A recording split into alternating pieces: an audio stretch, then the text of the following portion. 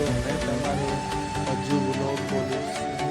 આજે હું કોલેજમાં જાઉં છું, તો આજે બહુ ઘણા દિવસ પછી વિડીયો નાખું છું. 11:30 જેટલા વાગે એટલે અમે ક્લાસમાં પહોંચી ગયા. ક્લાસમાં પહોંચ્યા તો કોઈ ન હતું એટલે ગપ્પા મારતા હતા. ક્લાસ પૂરો થઈ ગયો એટલે અમે પછી ક્લાસની બહાર નીકળવા લાગ્યા બધા ફ્રેન્ડ જોડે, અને આ કોલેજનો આ માહોલ જોવા મળ્યો હતો. ફ્રેન્ડ લોકો ચાલતા હતા આગળ. આ અમારી કોલેજ છે. કોલેજ ગેટને બહાર નીકળ્યા તો રિક્ષાવાળા લાગી રહેલા હતા અમારા પાછળ. પછી અમે ચાલતા ગયા. સિટીમાંથી ચાલતા આવવાનું એટલે આજુબાજુ તો જવું પડે જ, એટલે ટ્રાફિક રહે એટલે સાચવીને આવવું પડે, એટલે અમે ધીમે ધીમે પાછળથી આવતા હતા.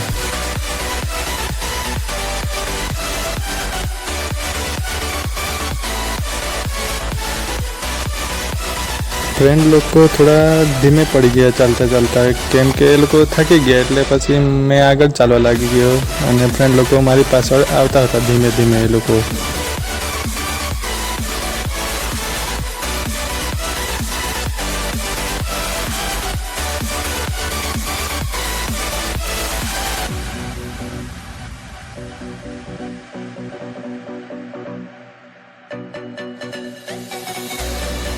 અને અમે આ નવસારી ડેપોની પાછળ આવાથી રિક્ષા પકડવા માટે રાહ જોતા હતા.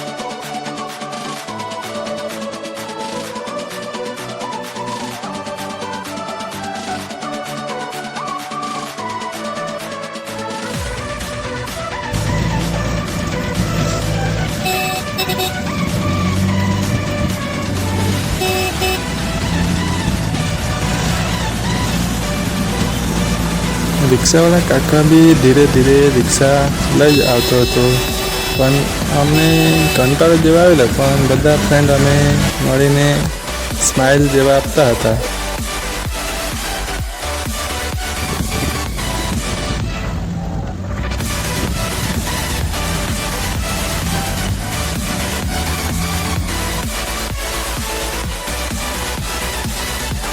કાકાએ તો અમને અમારા સ્ટોપથી હજુ તો હોસ્ટેલ કદાચ 2 કિલોમીટર જેટલું તો હશે, એટલે અમે ચાલતો જતો હતો. અમારી હોસ્ટેલ થોડીક આબાથી સોસાયટીમાં રહે, એટલે આ સોસાયટીનો નજારો જોવા મળે, અને ધીરે ધીરે પછી ચાલવા લાગી હજી.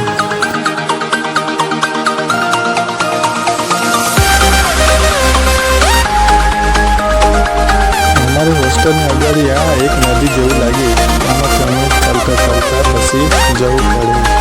મેં મારો ફ્રેન્ડ ધીરે ધીરે આમાંથી ચાલતા જતા હતા.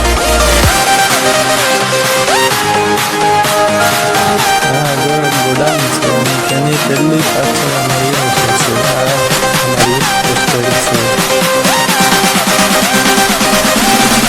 આ ખાલી સરકારી હોસ્ટેલ છે બોયઝ લોકોની.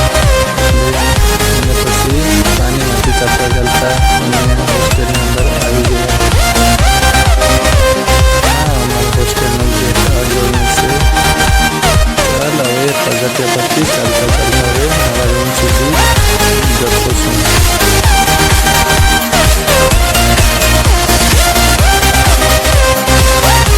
અમારો રૂમ બીજા માળે છે, એટલે પછી ઉપર ચાલતો જવું પડે.